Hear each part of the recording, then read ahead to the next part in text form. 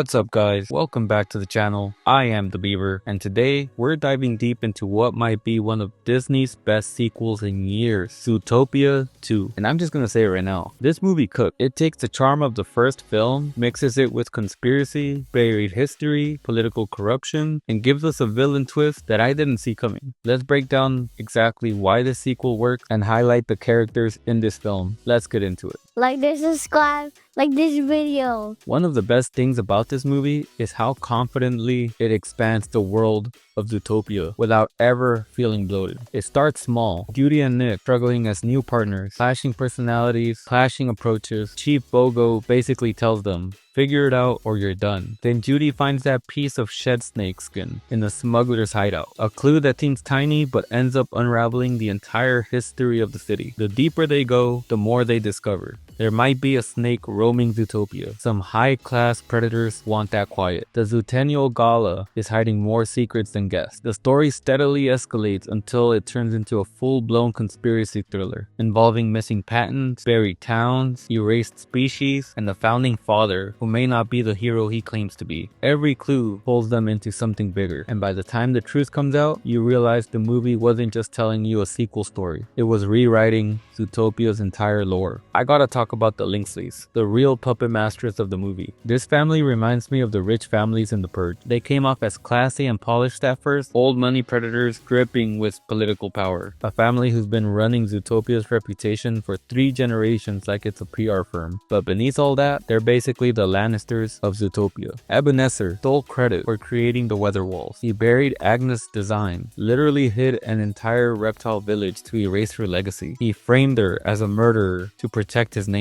And the descendants, they're no better. Milton Lynxley, the patriarch, is willing to accuse Judy and Nick of treason in 5 seconds to save face. The sons are pressured, controlled, and twisted into protecting the family image at all costs. And Pawbert, I'll get to him in a bit. The Lynxleys aren't cartoonishly evil. They're the perfect representation of legacy corruption. They believe Zootopia belongs to them, and no truth, no matter how devastating, is allowed to threaten that. This family might be one of Disney's most layered villain groups in a long time. Now let's talk Gary the Snake. This movie sets Gary up like the classic villain. Hooded figure, mysterious, shows up at a gala, kidnaps the patriarch, steals the ancient journal. You'd think he's a threat. You think he's a terrorist. You think the snake is finally the predator everyone fears. But then the movie flips it perfectly. Gary isn't the villain. Gary is the truth teller in a world built on lies. He's smart, emotional, determined, and genuinely wants peace, not revenge. Everything he does to restore his family's history and save his species from extinction level neglect. Disney could have made him a typical bad guy. Instead, they made him the heart of the entire story. He is the perfect example of a twist villain reveal done right. Not a surprise for shock value, but a revelation that recontextualizes the entire plot. Not gonna lie though, he does look like Caw from the Jungle Book. Now,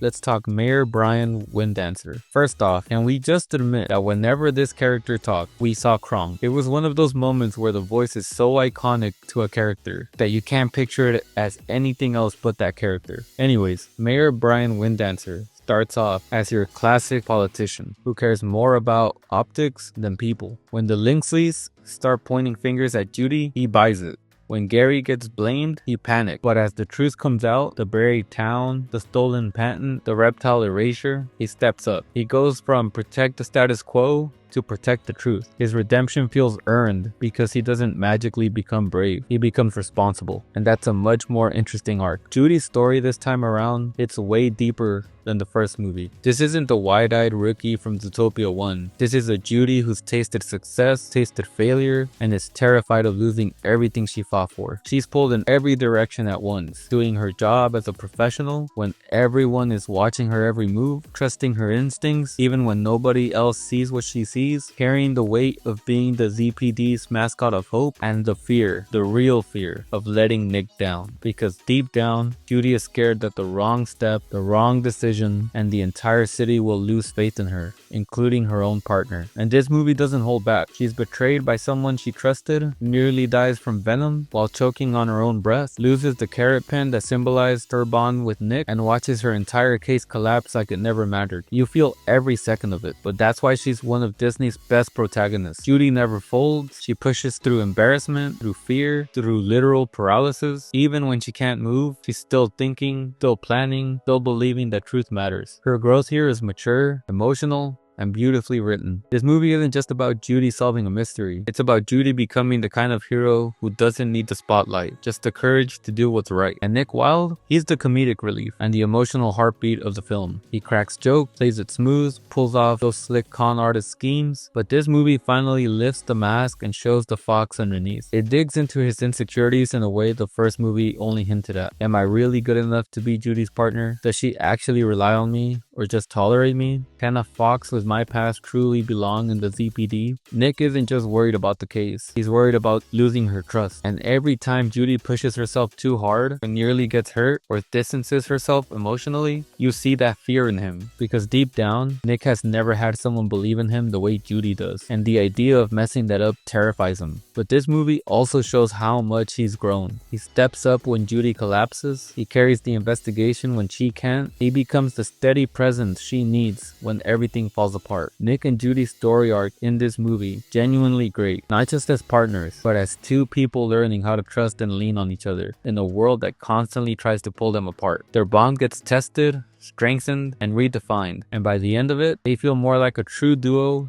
than ever before. Now let's talk about the villain twist. The youngest Lynxley kid, Pawbert. He starts awkward, shy, bullied, the kid you root for because he's finally finding friends in Judy and Gary. When he leaves them to die in the freezing tundra, it hurts. And that's why the twist works so well. Pawbert isn't evil. He's conditioned. He's neglected. He's desperate for respect. And he thinks loyalty to family is the only way to earn love. He's a tragic antagonist, not a villain, but a victim of his environment. It's brilliant writing. Then I obviously gotta give myself a shout out because yes, I was casted as Nibbles Maplestick. I used the girl voice as a paranoid conspiracy theorist beaver with crazy eyes, caffeine energy, and way too much lore knowledge. I was clearly the heart and soul of the movie. I didn't come off too annoying, and I believe I was definitely a great addition to the cast. Now let's talk about the third act. Everything explodes in the finale. Judy's dying from venom, Gary is freezing to death, Pawbert is in full villain mode, Nick is fighting for his life, the weather walls are collapsing. The truth